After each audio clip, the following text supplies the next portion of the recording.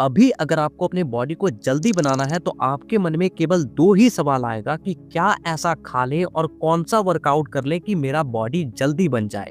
लेकिन इससे कई गुना ज्यादा जरूरी ये है कि आप जो खा रहे हो उसका पाचन ठीक तरीके से हो रहा है या फिर नहीं, वो पच रहा है या फिर सड़ रहा है। क्योंकि जो खाते हो वही आपके शरीर में लगती है, नहीं जो पचता है वही आपके जाके शरीर में लगती है। यही वजह है कि जिनका डाइजेशन स्ट्रांग होता है, जिसका पाचन तंत्र स्ट्रांग होता है, उनका बॉडी बहुत तेजी से बन जाती है। अभी मैं आपको ये तो समझाऊंगा कि कैसे आप पता लगा सकते हो कि आपका भोजन जो खा रहे हो वो पच रहा है या फिर सड़ रहा है।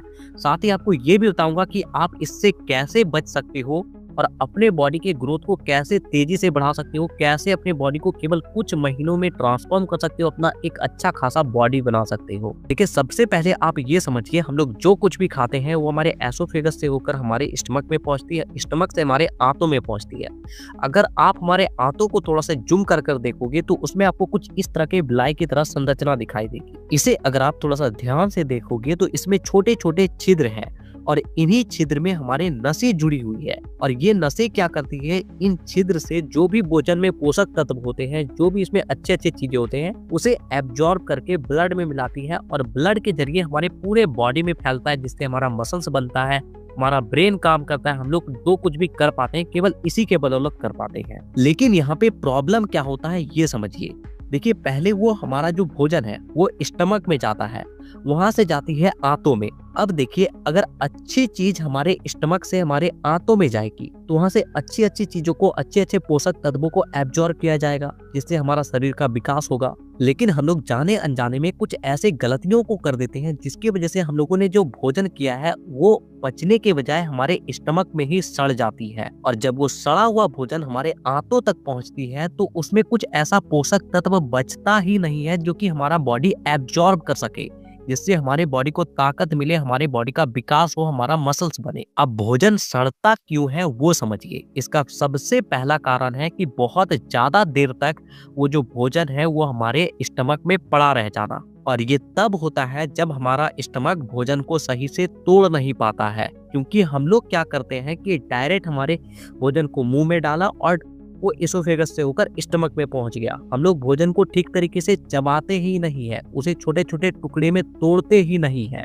जिसकी वजह से उसका आकार बहुत ज्यादा बड़ा रह जाता है और वो स्टमक में जाकर क्या होता है, हमारे जो पाचक रस होते हैं उसे जल्दी तोड़ ही नहीं पाते हैं, जिससे वो लंबे समय तक वहीं पर पड़ा रह जाता है, जिसकी वजह से वो पचने के बजाय उल्टा सड़ने लग जाती है। ये सबसे पहला जो यहाँ पर आपको काम करना है कि भोजन आप जो कुछ भी कर रहे हो उसको पहले चबा कर खाना सीखिए। हमारा आयुर्वेदा भी यही कहता है कि हमारा जो एक बाइट होता है, जो एक निवाला होता है, उसे कम से कम हमें 32 बार चबाना चाहिए, फिर जाके उसे पेट के अंदर लेना चाहिए। यहाँ पर हम लोग 5 से 6 बार नहीं चबाते हैं, पेट के अंदर चला जाता है। दूसरा गलती क्या करते हैं कि पहले खाना खा लिया फिर 1 गिलास भरकर पानी पी लिए। ये भोजन को पूरी तरीके से सड़ा कर ही छोड़ता है। क्योंकि भोजन के बाद जब हम लोग पानी पीते हैं तो वो सबसे पहले जाकर हमारे पाचक रस को पतला कर देती है। पहले ही भोजन टूटा हुआ नहीं था, अब पाचक रस भी पतला हो चुका है, जिससे उसका प्रबलता है, जो पावर है वो कम हो चुका है। अब वो भोजन को सही से तोड़ नहीं पाएगा।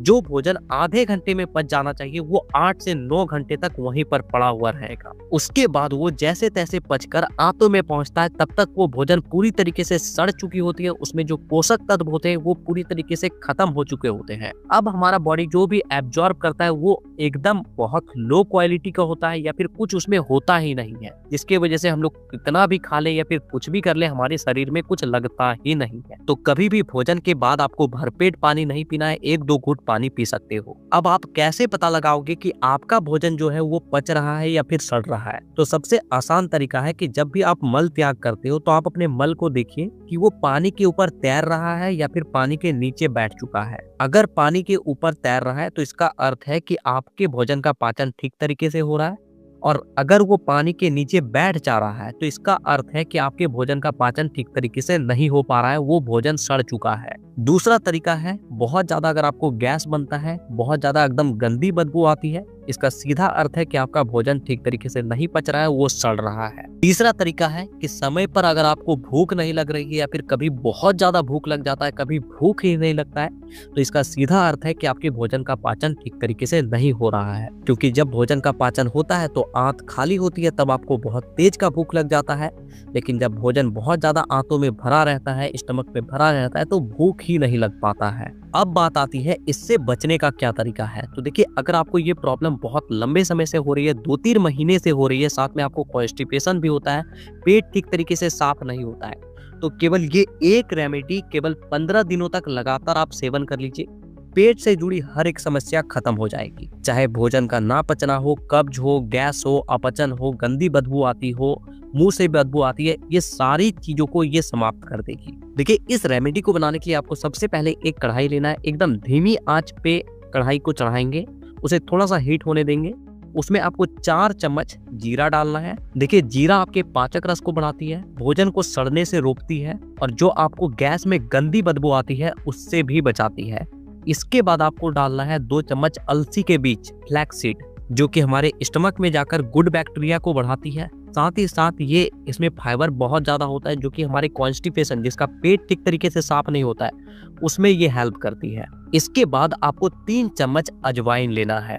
देखिए, अजवाइन का पानी तो ऐसे भी हमें पीना चाहिए। जिसको भी पेट की समस्या, अगर रात को फुलाकर अगर सुबह उसका पानी पी ले तो हर समस्या समाप्त हो जाती है। अजवाइन क्या करता है कि हमारे आंतों में जाकर उसमें जितनी भी गंदगी जमी होती है उसको एकदम खींचकर फ्लश आउट कर देता है, मल के रूप में बॉडी से बाहर कर देता है। इसके बाद हम लोग इसमें डालेंगे 2 से 3 चम्मच सौंफ। सौंफ हमारे भोजन के पाचन विधि को तेज कर देता है, साथ ही साथ ये गंदी बदबू जो आती है उससे भी रोकता है। इसके अलावा भोजन को और अच्छे तरीके से पचाता है। अब इन सभी चीजों को अच्छे से 2 से 3 मिनट तक फ्राई करेंगे। अब इस मिश्रण को एक कटोरी में निकालेंगे और इसमें हम लोग मिक्स करेंगे 2 से 3 चम्मच आंवला का पाउडर। आंवला का पाउडर आपको किसी भी पंसारे के दुकान में, पूजा भंडार में आसानी से मिल जाएगा।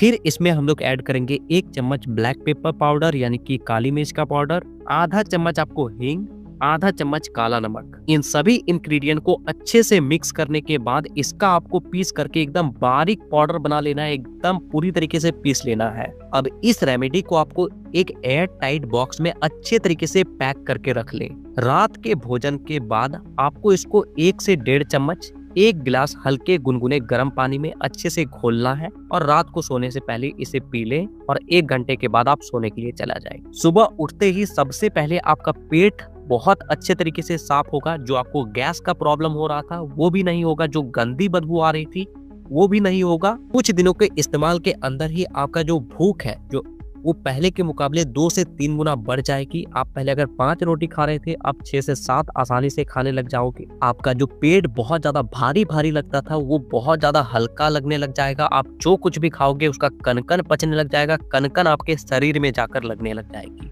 देखिए, इस रेमेडी को बनाने के लिए अगर आपको कोई इंग्रेडिएंट नहीं मिल पाता है, जैसे कि आंवला पाउडर अगर आपको नहीं मिल रहा है या फिर कोई भी चीज नहीं मिल पा रहा है, तो उसे आप हटाकर भी इसे तैयार कर सकते हो। थोड़ा सा ये कम इफेक्टिव होगा लेकिन ये काम करेगा। इस रेमेडी को आप बच्चे, बूढ़े, जवान सभी को दे सकते हो। थोड़ा सा क्वांटिटी कम नीचे हो सकता है। बच्चे को थोड़ा सा आधा चम्मच के आसपास दे।